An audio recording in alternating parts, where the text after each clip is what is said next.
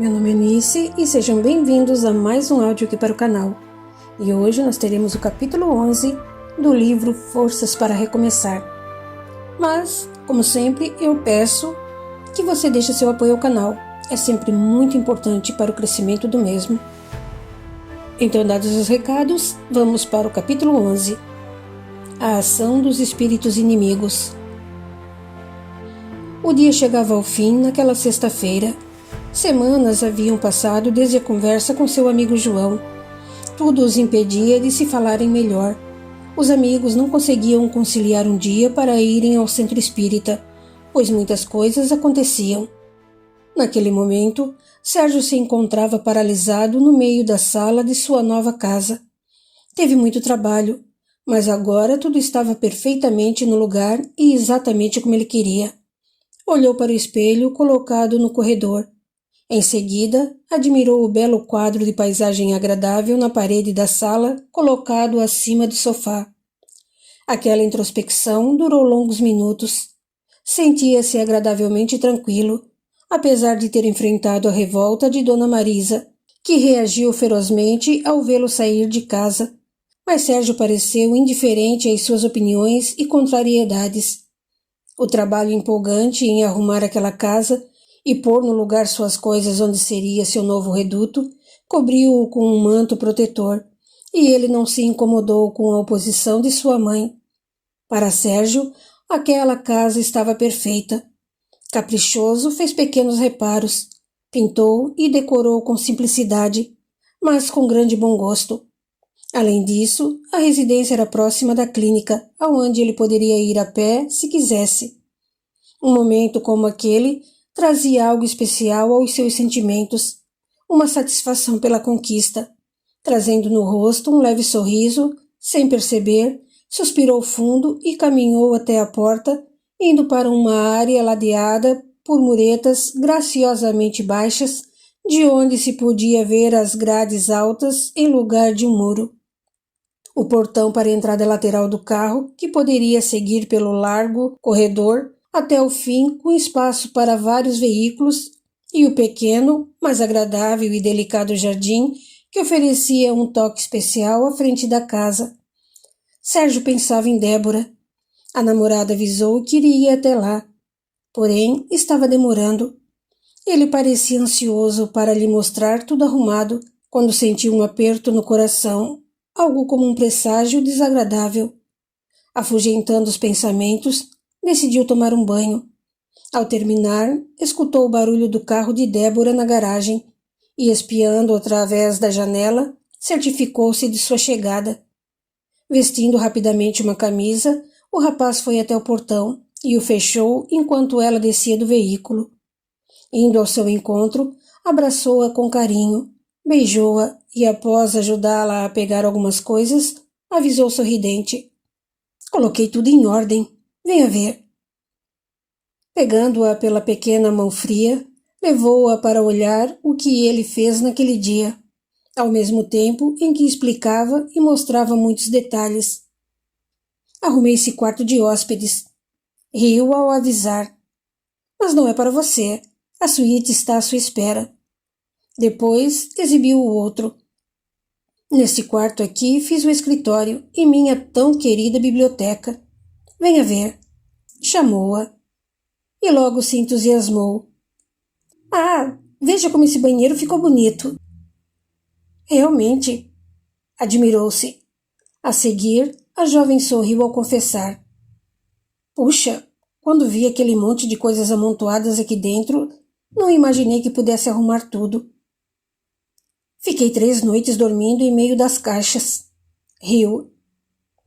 "Não fui lá para o apartamento porque não quis. Eu insisti bastante." "Eu sei, meu bem," afirmou, fazendo-lhe um carinho. "Mas eu iria para lá somente à noite e ficaria sozinho enquanto você não chegasse da universidade. Aqui comecei a pôr as coisas no lugar." Circunvagando o olhar, ela sorriu e comentou com um jeitinho gracioso: "Ficou lindo, Sérgio. Você é muito caprichoso." Dando-lhe um beijo rápido, a namorada o abraçou com força. "Tudo é simples, mas agradável. não acha? Ele perguntou. Eu adorei, tornou ela com um leve sorriso, lançando-lhe um olhar indefinido. Pegando as coisas que a jovem trouxe, levou-a até a suíte e, ao abrir o armário, mostrou. Reservei esse espaço para você guardar suas roupas e o que quiser. Está bom ou precisa de mais espaço? Está ótimo. Eu trouxe só algumas roupas, creme, secador, para deixar aqui. Sorriu. Vou colocar suas bolsas aqui. Depois você arruma do seu jeito, disse ao fechar a porta do armário. Sérgio estava animado, não contendo a felicidade que o invadia. Pediu, levando-a para a sala. Vem, sente-se aqui. Acomodando-a no sofá e ficando ao seu lado, propôs. Já que cabulou a aula, vamos sair para comemorar? Temos vários motivos. A casa está do jeito que eu quero. A clínica está indo muito bem. Fez breve suspense, sorriu e contou. Visitei aquela empresa que o João me indicou. Gostei muito da proposta, do horário fixo de manhã e decidi pedir baixa da polícia. Vou sair de lá definitivamente. Débora ficou verdadeiramente feliz e sem palavras. Abraçando-o forte, trazia nos olhos lágrimas de emoção. Embalando-a com afeto, ele comentou. Acho que começo a colher os frutos e recompensas depois de tanto esforço e sacrifício. Temos muito que comemorar. Afastando-a com generosidade, convidou. Vamos? Débora secou o rosto com as mãos ao dizer. Parabéns, Sérgio. Estou tão feliz por você. Nossa, não imagina como me sinto quando está trabalhando na polícia. É tão perigoso e nada gratificante. Sinto um alívio. Olhando-o sorridente, perguntou. Quando vai deixar de trabalhar lá? Vou cuidar de toda a documentação a partir de segunda-feira. Não é tão fácil pedir baixa da PM. Não é como pedir demissão de uma empresa comum. Existe todo um procedimento, mas agora vai dar certo. Eles se abraçaram novamente. Sérgio a afagava com carinho ao convidar. Vamos sair? Observando seu semblante sem animação, ele quis saber de imediato. Eu insisti tanto para que viesse aqui e isso pode te trazer problemas na faculdade.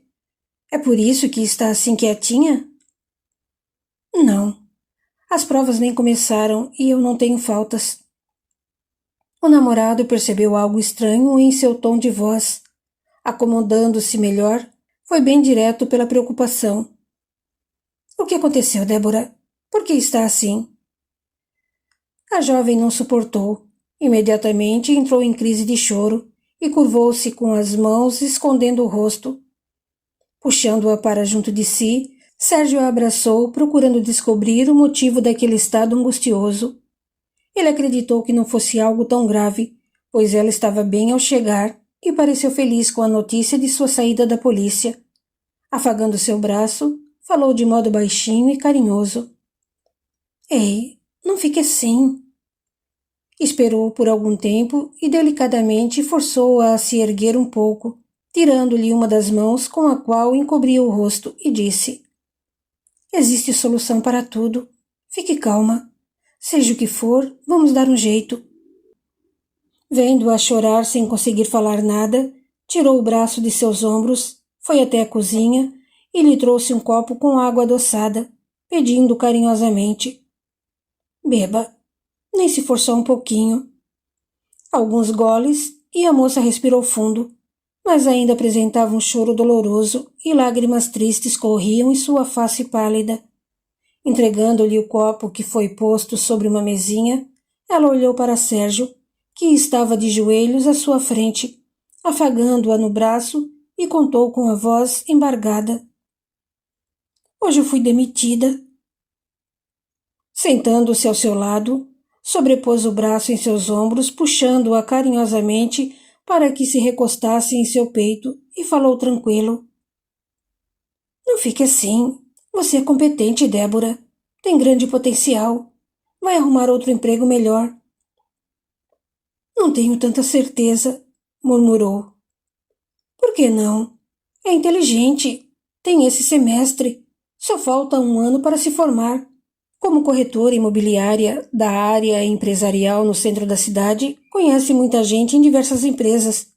Quem sabe conseguirá um emprego na área em que vai se graduar. Falava animado. Não diga isso. Você não sabe o que aconteceu. Quer contar? Perguntou bem sério. Débora se afastou do braço e, sem olhar para Sérgio, explicou. Logo cedo, assim que cheguei à empresa, fui avisada sobre a demissão. Contou, sentindo um gosto amargo de decepção. Falava pausadamente, enquanto uma e outra lágrima teimosa escorria por sua face. A princípio, fiquei com raiva. Quis saber o motivo, mas deram explicações evasivas, do tipo, foi por corte de pessoal. Bem, eu precisava acertar muitas coisas, contratos para fazer. Pediram que eu passasse todo o meu serviço para uma colega. Ela é legal e eu explicava sobre os negócios locatários em andamento, até... Débora chorou novamente. Sérgio somente aguardou e sofreu por vê-la daquela forma. Ao se recompor, ela continuou. Eu não me importo com a vida particular das pessoas. Essa moça tem um caso com um dos sócios. É amante dele. Porém, não tenho nada com isso, e sempre a tratei bem e explicava as coisas com boa vontade. Talvez por eu não discriminá-la como outras pessoas fazem, essa colega me pediu o segredo e contou que esse sócio, seu amante, disse a ela que meu pai pagou um considerável valor para que me demitissem. Bem sentida, ela desabafou. Fiquei indignada, porque ele quer atrapalhar a minha vida. Recostando-se em Sérgio, ele a abraçou e argumentou. Seu pai fez isso a fim de que você volte à casa dele. Logo você arruma outro emprego, não fique assim. Você não sabe, falou aflita. Após saber disso, eu terminei rapidamente o que precisava e dei alguns telefonemas para pessoas conhecidas que trabalham em consideráveis companhias. 3 pediram para eu comparecer no período da tarde para uma conversa ou possível entrevista. Todas disseram que realmente precisavam de alguém na área de marketing e parecem bem interessadas e satisfeitas com o meu telefonema. Para contato, dei o número do meu celular, pois avisei que estava deixando a empresa onde trabalhava. Essas pessoas conhecidas tratavam-se de diretores para as quais encontrei locações ideais para as empresas que eles representavam, submetendo-me a cansativas procuras para suprir todas as exigências. Acreditei que reconheceriam minha perseverança e boa vontade. Por eles afirmarem que necessitavam de funcionários com meu perfil, pediram para eu comparecer o quanto antes. Animei-me e até esqueci o que meu pai fez. Débora parou por minutos, pegou o copo com o restante de água e bebeu. Voltando a sentar onde estava, contou quase chorando novamente. Eu não tive tempo de almoçar. Saí correndo e quando estava chegando próximo a uma das companhias, o meu celular tocou. Era alguém de uma das empresas que eu iria e uma secretária avisou que a vaga havia sido preenchida. Disse que ligou para eu não me dar o trabalho de ir lá e... Fez pequena parada e comentou. Senti uma coisa que nem sei explicar. Eu não poderia me alterar, afinal, precisava ficar tranquila a fim de causar boa impressão onde estava indo. Então cheguei a outra empresa e aguardava atendimento quando o celular tocou novamente e... chorou. Era alguém da outra companhia me dispensando também. Na hora eu quase chorei. Foi tão difícil me controlar. Depois de esperar muito tempo, a recepcionista me chamou, avisando que não poderiam me atender hoje à tarde, e pediu para eu aguardar o telefonema deles, pois agendariam nova data para uma entrevista. Sérgio a escutava com toda a atenção e considerou para deixá-la mais calma. Pode ser uma coincidência. Coincidência? Não mesmo. Fiquei atordoada, mas me controlei e voltei até a companhia imobiliária que me demitiu. Entrei com a desculpa de ter esquecido algo. Conversei novamente com a colega para a qual passei meu serviço e, sem exibir minhas desconfianças, perguntei se ela poderia me indicar algum emprego. Depois de me dar alguns cartões, essa moça contou, sem que eu perguntasse, que ligaram de 3 lugares diferentes, pedindo referências e perguntando o motivo da minha saída. Ela já estava orientada para passar qualquer ligação para o diretor da companhia. Breve pausa e se revoltou. Não sou burra. É lógico que o desgraçado do diretor daquela imobiliária, que aceitou o dinheiro do meu pai, deu as piores referências para eu não conseguir aquelas vagas. A jovem chorava enquanto ele fazia-lhe carinhos para acalmá-la. Depois avisou. Débora, nem todos os lugares vão se dar ao trabalho de telefonar para o seu antigo emprego pedindo informações a seu respeito. Seu pai não pode conhecer ou controlar todas as empresas que existem. Mas eram grandes companhias. Isso vai me atrapalhar muito, Sérgio. Não era o momento de eu perder o emprego. Pago o aluguel do apartamento, o condomínio, a universidade e tenho despesas com água, luz, gás, telefone, celular, carro, alimentação, roupas. Não está sendo fácil. Você não tem alguma reserva? Se precisar, use-as até conseguir um novo trabalho. Não tenho quase nada guardado. Gastei com a decoração do apartamento e outras coisas. Eu deveria desconfiar que isso pudesse acontecer. Quando saí da casa do meu pai e brigamos, ele me disse que eu ainda correria atrás dele. Algum tempo e lamentou. Sérgio, você me alertou, mas não dei importância. Agora vejo quanto aquele aluguel é caro e desnecessário. Meus gastos com alguns luxos são dispensáveis. Foi dinheiro jogado fora. Acreditei que você estava exagerando. Somente agora entendi. Fique tranquila. Vai arrumar outro emprego o quanto antes. Não tente ser otimista, Sérgio. Por mais que o namorado se esforçasse em animá-la com pensamentos positivos, a jovem se enfraquecia, vencida por ideias pessimistas e rancorosas, perdendo as esperanças. O medo e a insegurança dominavam sua mente e seu coração. Por longos minutos, a jovem permaneceu imersa em profundas e amargas reflexões, até o rapaz despertá-la do silêncio, segurando delicadamente seu queixo, erguendo seu rosto e olhando profundamente em seus olhos, invadindo sua alma ao pedir. Responda sinceramente. Você gostou dessa casa agora? Lógico, claro que gostei, respondeu com sinceridade, mas sem empolgação. A primeira vez em que eu a trouxe aqui para conhecer o lugar, você quase não disse nada, nem reprovou a minha decisão de alugá-la, certo? Naquele dia a casa estava feia, com pintura velha nas paredes, torneiras enferrujadas, a mureta e o arco da varanda com o reboque quebrado, e o jardim era um verdadeiro matagal em miniatura. Acho que ninguém morou aqui por muitos anos. Eu nunca imaginei que você pudesse deixá-la como está hoje. Vi e acompanhei tudo o que fez, e estou imensamente surpresa. Preste atenção.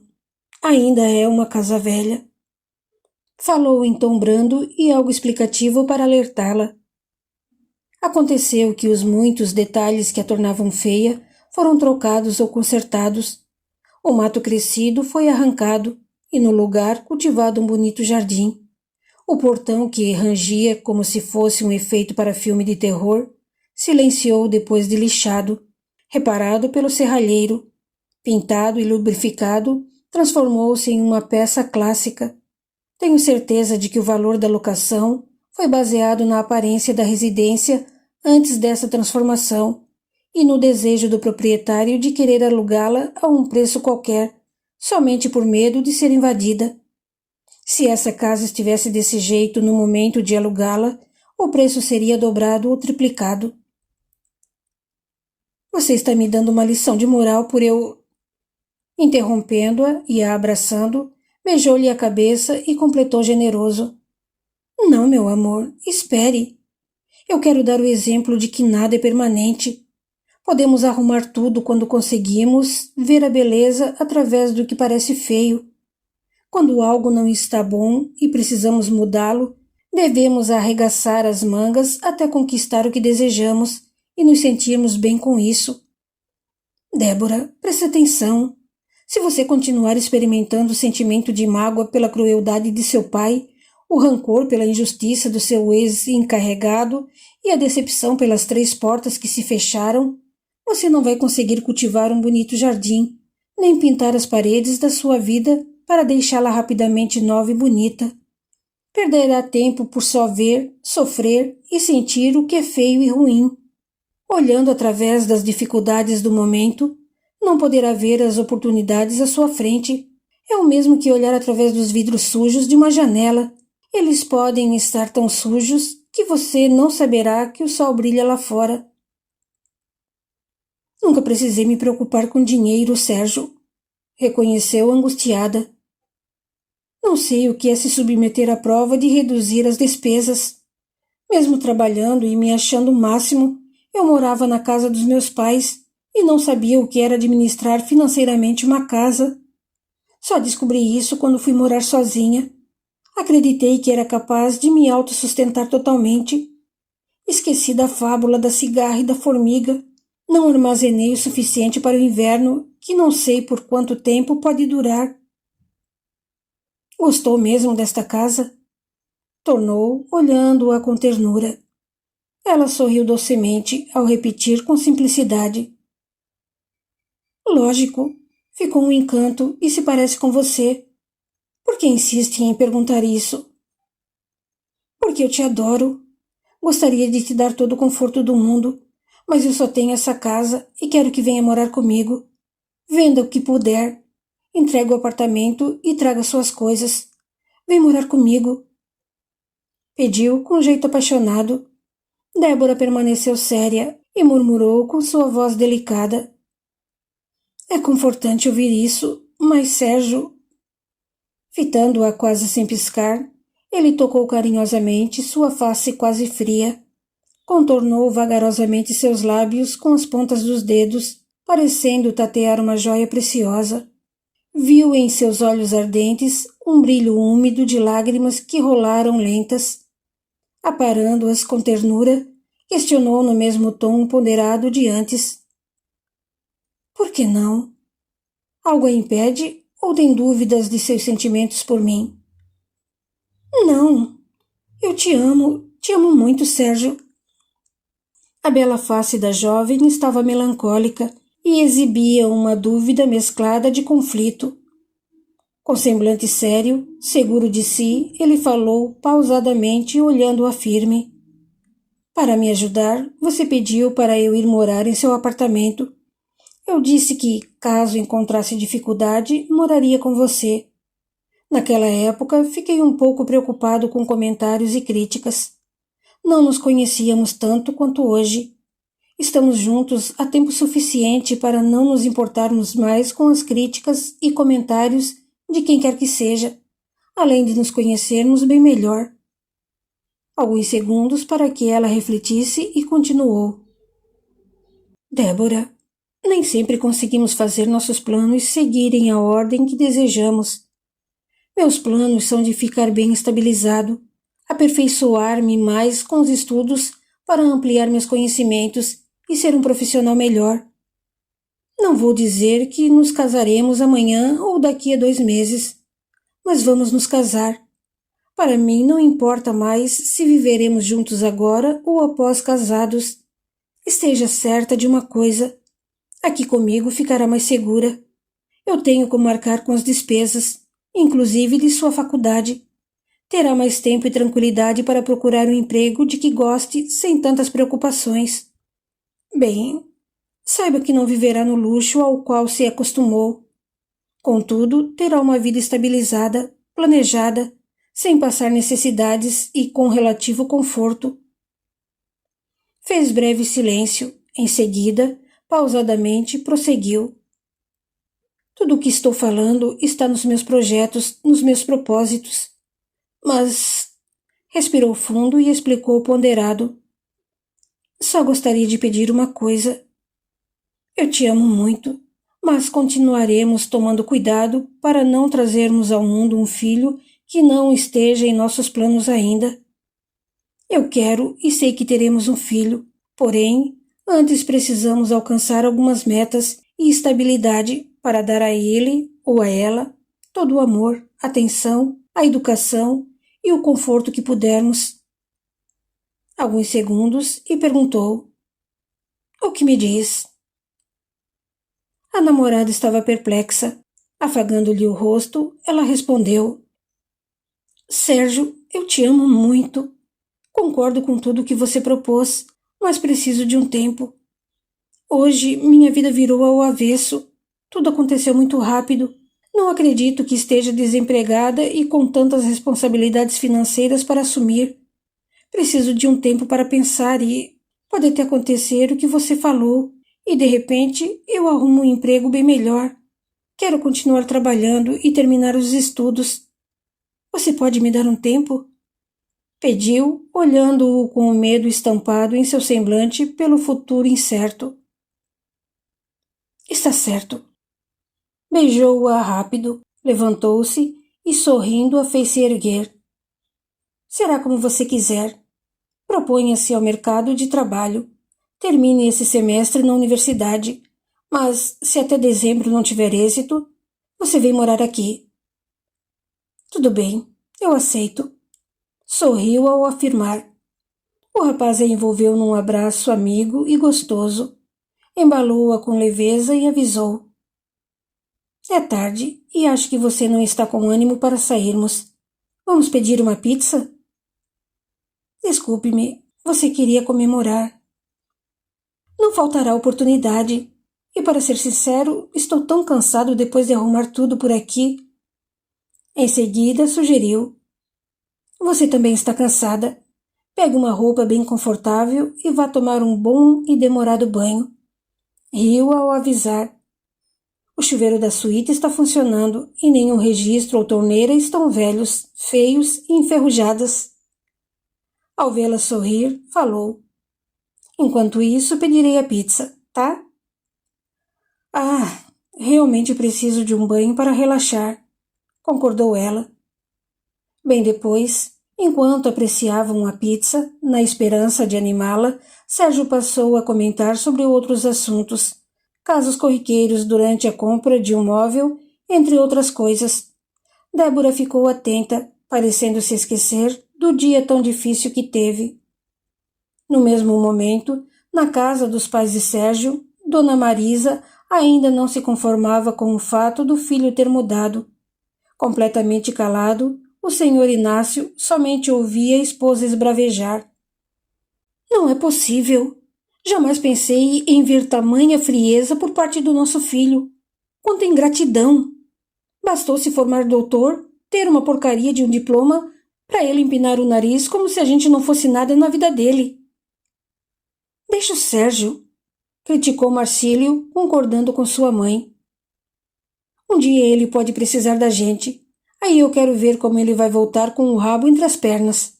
Ele usou todo mundo aqui em casa, se arranjou na vida e pensa que não vai precisar de mais ninguém. A senhora viu? O Sérgio não levou nenhum de nós para conhecer a casa dele. Só o Tiago foi lá. Ouvi meu nome? Indagou Tiago, acabando de chegar. Num tom de brincadeira, questionou. Estão falando bem ou mal de mim? Estamos falando do cachorro do Sérgio. Enervou-se Marcílio. O safado nem para... Ei! Alertou o irmão, interrompendo-o bem sério. Olha como fala. Por que chamá-lo de cachorro e safado? O Sérgio não merece esse tratamento não, meu. Nosso irmão foi o mais esforçado entre todos nós. Poderia chamá-lo de cachorro e safado caso ele ficasse encostado na família e aproveitasse da bondade dos pais e dos irmãos para cuidar da mulher e dos filhos. Marcílio reagiu ferozmente. Tomando de forte sensação enervante, levantou-se rápido, foi à direção do irmão e esbravejou ao empurrá-lo, espalmando as mãos no peito de Tiago. Qual é, cara? Você é tão sem vergonha quanto ele, porque só sabem criticar sem saber o que é passar necessidade. Uma briga começou entre eles. Na espiritualidade, verdadeiro alvoroço se fez entre espíritos horrendos, sem instrução e que se satisfaziam com brigas e discussões de qualquer tipo, como que abraçando imediatamente os envolvidos na desavença e agressão a fim de incentivá-los à troca de duelos de palavras vis e repugnantes. Esses espíritos imperfeitos inclinavam-se também aos que assistiam, sugerindo-lhes todo tipo de pensamentos conflitantes, envolvendo-os emocionalmente. Ao tempo em que tudo acontecia, esses espíritos levianos aproveitavam-se dos sentimentos de raiva, indignação, angústia, inveja, ciúme e outras más tendências dos encarnados e se revigoravam com suas energias, aproveitando-se de seus fluidos. Essas criaturas, invisíveis ao plano físico, fortaleciam-se, afinavam-se e se satisfaziam através do comportamento e dos pensamentos inferiores dos encarnados. Para esses espíritos, a felicidade e a harmonia são tormentos insuportáveis. Eles invejam quem as cultiva, principalmente quando se trata de seus desafetos. Fazem de tudo para tentar destruir esse estado de paz, mas quando não conseguem, afastam-se. Sustentando e se comprazendo com o que acontecia entre Tiago e Marcílio, o espírito Sebastião emanava energias ainda mais pesarosas, plasmando-as nos ambientes. Os encarnados não podiam ver, mas algo como que nuvens escuras em tons marrom, cinza e preto pairavam no interior de toda a casa, movimentando-se como uma massa densa, irregular e muito feia. Cada palavra indecorosa, ofensiva e hostil, pronunciada, oferecia mais vigor àquelas energias espirituais extremamente inferiores, pois se movimentavam e se deslocavam de forma anormal, grudando nas paredes como matérias fecais misturadas a outras excreções inenarravelmente repugnantes. Uma espécie de lodo como secreções de corpos físicos em decomposição nos caixões. O próprio Mestre Jesus nos ensinou: pede e te será dado. E os mais sábios nos alertam e chamam de sujas as palavras de baixo calão, pois em nosso corpo espiritual, no campo energético que nos envolve e no ambiente onde vivemos e convivemos, plasmam-se exatamente energias espirituais, mentais, impregnadas por nossas palavras, pensamentos e desejos. Sempre nos é dado o que pedimos, para nós e para os outros, em pensamento ou não. O espírito Sebastião, tendo ao lado o espírito Lúcia, observava tudo com satisfação. Voltando-se para ela, avisou: veja como realmente são aqueles que se diziam seus parentes. Um bando de invejosos e orgulhosos, opinou a desencarnada com indiferença. O Sérgio me prejudicou imensamente no passado. Ele acabou com a moral da minha família, abandonando aquela que hoje, encarnada, é a Sueli. Como se não bastasse, o infeliz fez o mesmo nessa encarnação. E lembre-se de que ele desgraçou a sua vida também. Mas você sabe que ela não esperava um filho dele. A criança era de outro. Não importa. Qual o problema de se unir a ela e assumir a paternidade? O que iria acontecer? Se ele tivesse retornado antes, como eu ordenei, teria se casado com ela e nunca desconfiaria do filho não ser dele. Ele não só maculou o nome da minha família, mas também esse infeliz me desmoralizou, humilhou-me e me rebaixou ao nível mais inferior que pôde. Criticava minhas ordens e tudo o que é comum de se fazer em uma guerra. Covardemente desertou. Desertou por causa daquela mulher. Riu com sarcasmo. Mas ela me paga. Ela o fez se juntar ao inimigo e enfrentar minhas tropas. Não foi somente isso que ele fez nessa época. O Sérgio acabou com minha vida, meus sonhos e esperanças. Ao partir para as batalhas contra o exército imperial a fim de conquistar as vilas e cidades, o Sérgio deixava a Débora em nossa estância. O Tiago, um dos soldados que desertou com ele, reencontrou-o e juntou-se aos revolucionários farroupilhas. Mas nem sempre participava das pelejas. Ficava e era designado a tomar conta da estância. Trazendo um ódio cego encravado nos sentimentos, o espírito Lúcia relatava com imenso rancor.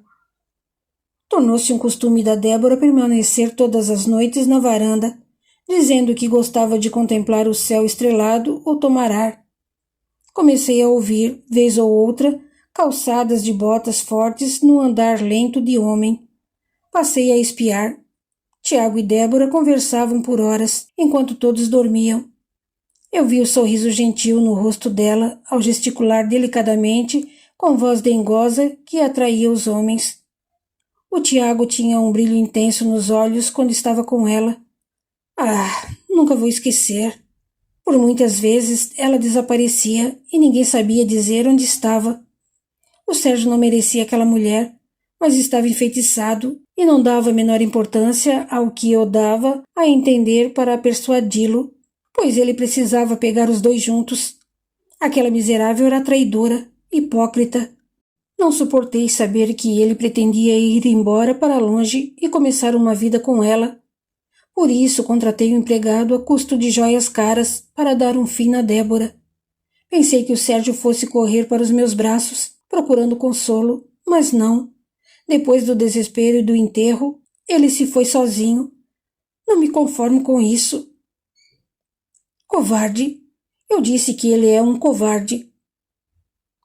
Naquela oportunidade poderíamos viver um grande amor. Por culpa do seu desprezo eu enlouqueci.